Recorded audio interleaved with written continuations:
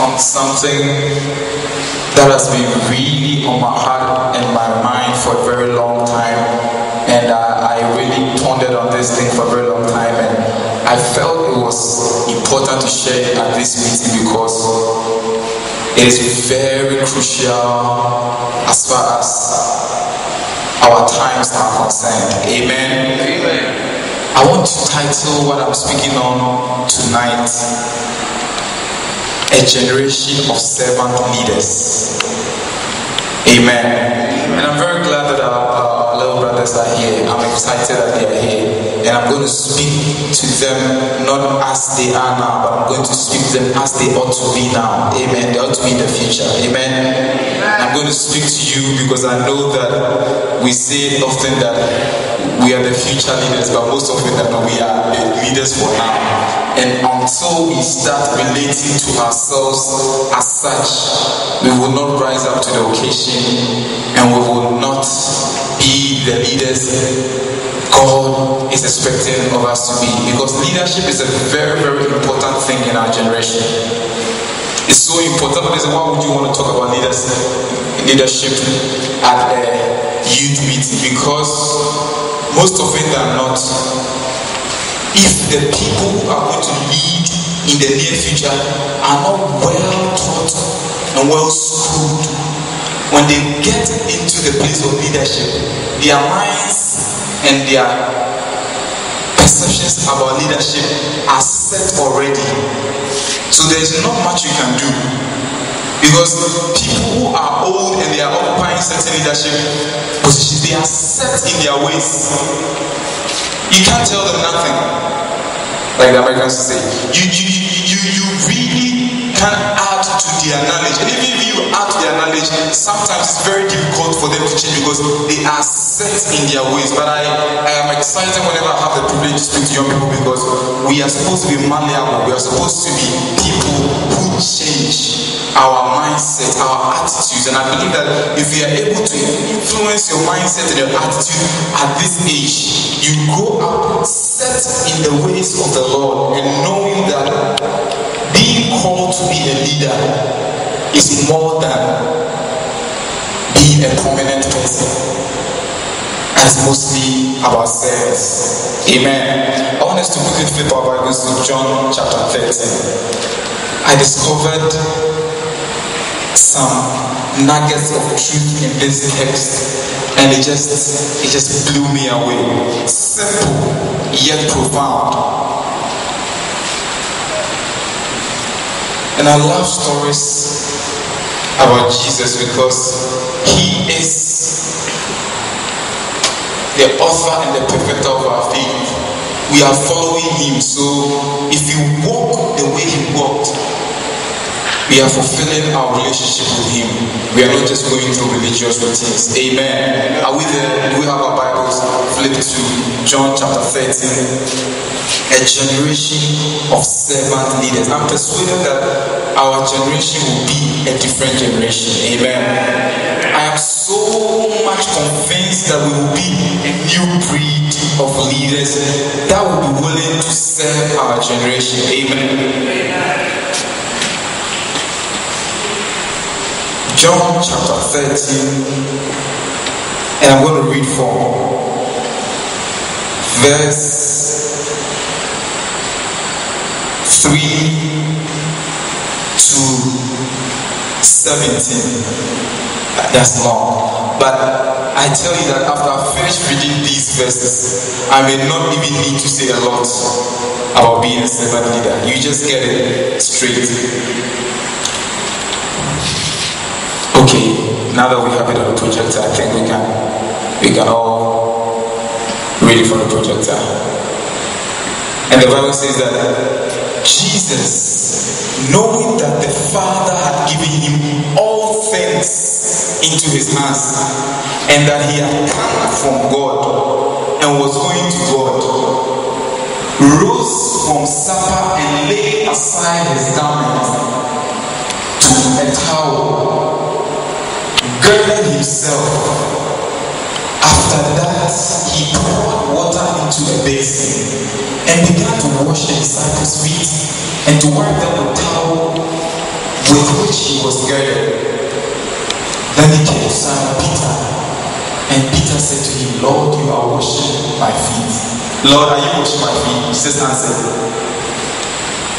what I am doing you do not understand now, but you will know after this. Jesus was giving him an object lesson. Peter said to him, you shall never wash my feet. Jesus answered, if I do not wash you, you have no part with me. Simon Peter said, you know, he's always dramatic. Simon Peter said to him, Lord, not my feet only, but also my hands and my head. Jesus said to him, he who has bathed needs only to wash his feet, but is completely clean. You are clean, but not all of you. For he knew who would betray him. Therefore he said, you are not all clean. Let's go on. So when he had washed their feet, taking his garment and sat down again, he said to them, now watch this, he said, do you know what I have done to you? You call me teacher and Lord, and you say, well, for so I am. If I then, your Lord and teacher, have washed your feet, you also ought to wash another's feet. For I have given you an example that you should do as I have done to you. Most assuredly I say to you, a servant is not greater than his master, nor is he who is sent greater than he who sent him.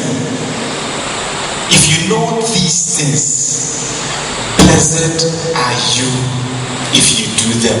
Amen. Don't you just love the word of God? I mean, it is so beautiful to read somebody not just talk the talk, but walk the talk. Amen. Jesus, it started from verse, they said that, and Jesus knew that the Father had put all things under his power, and he knew that he came from God, and he was returning to God. After he had settled with who he was, then he got up, not just to talk, but to model what he was going to teach. I just want you to know that, you know the reason why it is almost unpopular to hear things like servant leadership in our generation? Because most often than not, we think that when you are serving, you are devoted. And we have seen models of leadership in our time that are not Christ-like. That are based on human beings who want to be made demigods or demagogues. People who want to be totalitarian leaders. People who want to be people that are served rather than people who serve. So when we are young, we see these things. Do you know that we are very impressionable at this age? I can tell you, mostly we copy the things we see. So even you are young guys, back in school, those who are leaders amongst you, those who are prefects, there is almost this unspoken code that if you don't show the people who you are, they will take you for granted. Are you catching the drift? If you don't show them who you really are, they will take you for granted. So there's this pressure to always prove something. And it happens, unfortunately, with Christian leaders, that you always have to prove that you are anointed. You always have to prove that you are spiritual. So we sway from the model of Jesus Christ and then go after the model of the world. But I pray that after this evening, after reading a classic example of leadership from Jesus Christ, our perspectives about leadership will change. And first of all, you know that the way to the top is by being a servant. Amen. Amen. It's beautiful. In the book of 2 Timothy, there's this analogy about being a vessel unto honor or a vessel unto dishonor. And the Bible says that if 2 Timothy chapter 2, it says, if any man shall become a vessel unto honor, he shall be fit for the master's use and prepared for every good work. My brothers and my sisters, I want to submit to you this evening that God does not just use people, but He honors those He uses. Amen. Amen. Please don't be distracted by the false examples we all see. By the false examples we always see, let us focus on the ultimate example.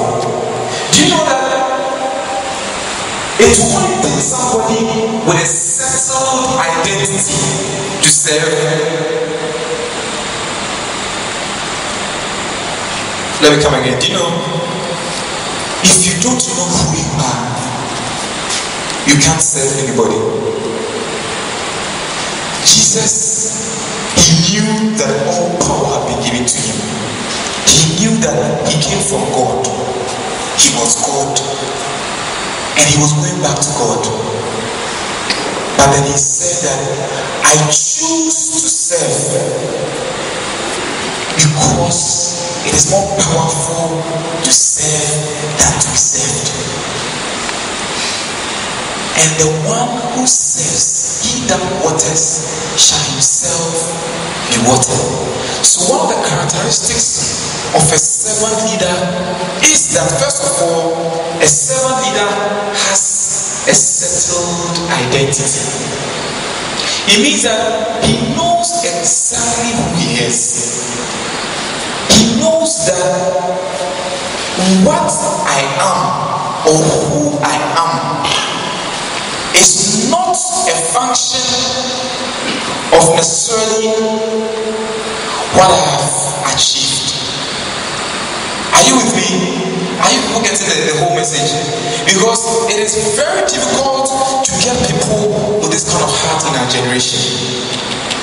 Because we are a generation that believes that prominence is equal to significance. And I'm going to explain what I mean. When you come to youth meetings, and let's say we have a leadership training, and so you guys are leaders now, you are going to serve in the youth ministry. The first questions in most of our minds that, when am I going to get to hold the mic? Do I have a witness here? Or you people are so deep? When am I going to get to hold the mic? When am I going to get to do something that will be seen? Why am I not being used? And we want to say that not because there's nothing to do, because there's always a lot to do in ministry, not just in ministry, but in life to serve our generation. But in our mind, if we are not prominent, if we are not seen, we think we are not significant. But that is a lie. It's a big lie. Because let me just give you a typical example. Do you know the parts of your body that are seen are not indispensable? At least most of them. Are you getting what I'm saying? You can live without having a nose. Isn't your nose very prominent? Isn't your nose very prominent? But will you die when your nose is cut? And I hope it doesn't get cut. You will die. Dog is here. You can live without your nose. Obviously, you can live without your mouth. You can even live without your eyes. You will die. But these are prominent parts of your body. There are other organs in your body that are internal. One of the most important is the heart. It is not prominent at all. Why do I know that the heart is not prominent? Because of the way we point to our heart. He says, I cross my heart. indicating that we think the heart is somewhere here. Are you not sure? But actually, the heart is not even anywhere around here. I guess it's somewhere around here. I'm not a medical doctor, but I was told it's somewhere around the left part of your chest. And I hope my left and right is good because I did geography, so I'm used to east and west and left and right. I hope this is my left. Are you catching that drift? You can't see your heart, but you mess with your heart. And you see the importance of the heart. Are you catching the drift now? So just like we are the body of Christ, let us not be so much obsessed like we are in our world. We are in the era of the human superstar. People love to be known than to know. Did you catch that? Yeah. People would rather be known than rather to know. What's up with all these reality shows? Because everybody wants to be known. Everybody wants to be a superstar in a day. And we all want to be seen rather than to see and perceive and understand. We all want to hear. It looks like everybody has something to say. But the wisest people, and even the Bible says that, be quick to hear, but be slow to speak. But we are a generation, we are always in a hurry to say something. And if you're a young brother, you are a young sister, you believe that the Lord is anointing you. And I've been there before. You think you have a word burning in your heart, you want to speak, but you think that the most important thing is being prominent. But listen, I believe that by the time we leave here, we will know that it is more important to be significant and not be prominent than to be prominent and not to be significant. I'm not saying being prominent is bad, but in all you're getting, get significance. Are you with me? In all you're getting, get significance. Don't be somebody who is always seen and is not significant, but be somebody who always aims to be significant, even if they are not seen. And like the heart that is not seen, that is the most important organ, I think, in the human body. Amen. Amen. Characteristics of a servant leader. He has nothing to prove. A servant leader has nothing. And I've said it before that one of our biggest problems, especially in church, is that people are always in a hurry to prove things to people. I want to prove to you that I'm spiritual. I want to prove to you that I hear from God. So, I always have to be very, very sensational. Because if I'm not sensational, it doesn't prove to you that God, I'm always trying to prove to you that God has blessed me. I'm trying to show to you that me too, I'm moving forward. I'm trying to show you that we have so much of healthy, competitive lifestyle. We are always proving something. And we are learning from Jesus now. Luke chapter 4, verse 3. I just love Jesus Christ. Sometimes Jesus Christ, he looks like he's cheeky. Because he has nothing to prove. He's so settled in his identity. He knows who he is so much that it doesn't matter what you say about him. Luke chapter 4. And the devil said to him, verse 3, if you are the Son of God, command this stone to become bread. The devil is questioning his identity. He can tell you, if you are. So, is this not an opportunity for him to prove who he is? focus and watch me. Is this not an opportunity for him to prove? Yes. It is a glorious opportunity to prove. Yes. And if Jesus was not Jesus and it was me, I would have said, well, this is an opportunity for me to show off. Most of the thing that God is a show off. Couldn't Jesus turn the bread, a stone into bread, with cheeky ease? Could have done it.